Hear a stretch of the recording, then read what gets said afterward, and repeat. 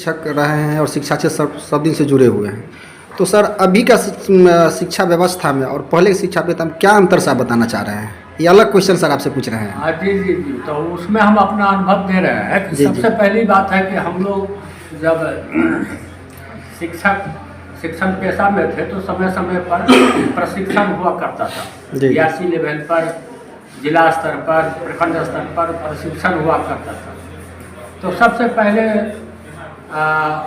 पहले में अभी में अंतर यही है कि पहले के शिक्षक को लगन, उनकी एक धुन होती थी कि हम जिस पेशा में हैं, जिस काम के लिए हम सरकार की तनख्वाह पाते हैं, जिस चीज़ के लिए हम नियुक्त हैं, उस मिशन को पूरा करें।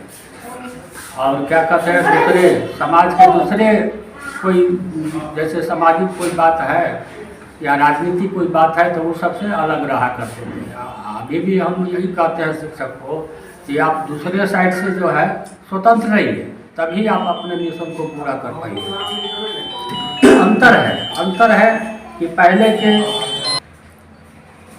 कम पढ़े लिखे हुए, लेकिन उनके मन में ललक थी, पहले शिक्षा का अभाव था, उनके मन में ललक रहती थी कि हमारे बच्चे पढ़े, आगे बढ़े, अच्छा कैसे करें। और दूसरी बात है कि जैसे मुझ जैसे आदमी गांव में हम पहला शिक्षक, हम अपने गांव में पहला मैट्रिक पास और पहला शिक्षक, हम अपने गांव में पहले मैट्रिक पास पहला शिक्षक, बाद में हमने अपना शिक्षा जो है। कब सब शिक्षक में आप कब आए सर? शिक्षा में कब आए? 1976 में आए। जी, जी। हमारी पहली नियुक्ति 1976 में हुई। कहाँ से हुई सर? हमारी पहली नियुक्ति जयनगर अंचल में मध्य विद्यालय डीटोल करहरवा, वहाँ मैं 60 वर्ष तक बच्चों को शिक्षा दिया और जिनको भी हमने पढ़ाया उसमें लगभग 90% बच्चे हमारे इम्प्लाई हो गए। तो बड़ी जस्ट हुआ वहाँ। गार्जियन में भी बहुत ज़्यादा हमको वहाँ प्रभाव, अभी भी लोग वहाँ चर्चा करते हैं कि अमुक मास्टर जो है सो कैसे हैं, क्या है, बाहर आते तो बड़ी जिज्ञासा रहती है। तो पहले के गार्जियन में, अभी के गार्जियन में तो हम शिक्षण की बात कर रहे थे, प्रशिक्षण की बात कर रहे थे, तो हम लोगों को बताया जाता था ये त्रिकोणोमेट्री में होता है त्रिभुज का 3 कोना होता है। पहले कोना पर जो है सो बच्चे हैं, दूसरे कोना पर जो है गार्जियन है, तीसरे कोना पर संस्था है। इन तीनों का समन्वय यदि होगा तभी बच्चा सफल कर पाएगा। तो उस समय में था। अभी जो है उसमें कमी हम देख रहे हैं। वैसे तो आप तो बहुत तरह की मतलब क्या कहते हैं, टेक्निकल डेवलपमेंट हो गया है। हम लोग कंप्यूटर वगैरह नहीं जानते हैं और क्या कहते हैं, मोबाइल का थोड़ा बहुत अब जो है फॉर्म करना सीखते हैं। एक बार हमको जो है तो इलेक्शन ड्यूटी में कहा कि SMS करना पड़ेगा, तो उसको सीखने का प्रयास किए लेकिन नहीं सीख पाए। तो हमारे जो नए साथी लोग थे कहा आप चिंता करते हैं, हम लोग हैं, चलिए सब करते हैं।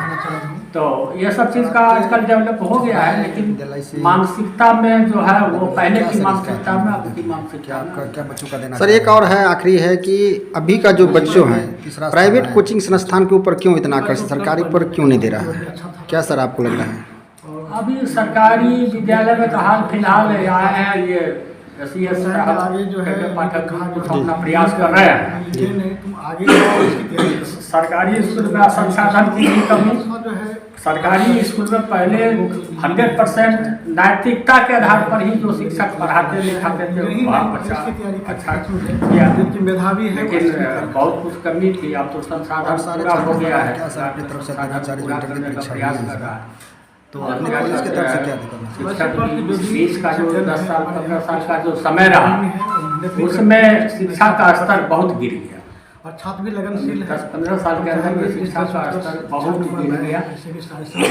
इतना गिर गया कि अब उसकी भरपाई भी नहीं हो सकती है, उम्मीद भी नहीं की जा सकती है। उम्मीद नहीं है कि भरपाई, उसकी तो भरपाई होगी नहीं। वो समय निकल गया, बच्चों का समय निकल गया।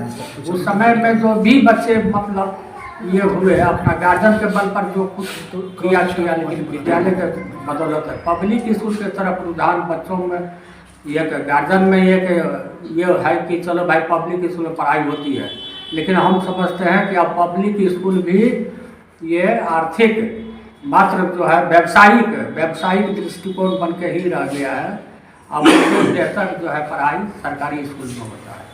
सभी जगह नहीं होता है, लेकिन बहुत ही सरकारी स्कूल में अब पब्लिक स्कूल से बढ़िया पढ़ाई लिखाई होता है। तो आप क्या चाहते हैं कि बच्चों को सरकारी विद्यालय में पढ़ावें? हम तो चाहते हैं कि बच्चों को जब तक शिक्षा उपलब्ध हो सरकारी विद्यालय में, तब तक सरकारी विद्यालय में पढ़ाना चाहिए। जी। उससे आगे अगर मान लीजिए ज़रूरत है बच्चों को कोचिंग की, तो सुयोग टीचर से ट्यूशन कोचिंग ये सब पढ़ाना चाहिए।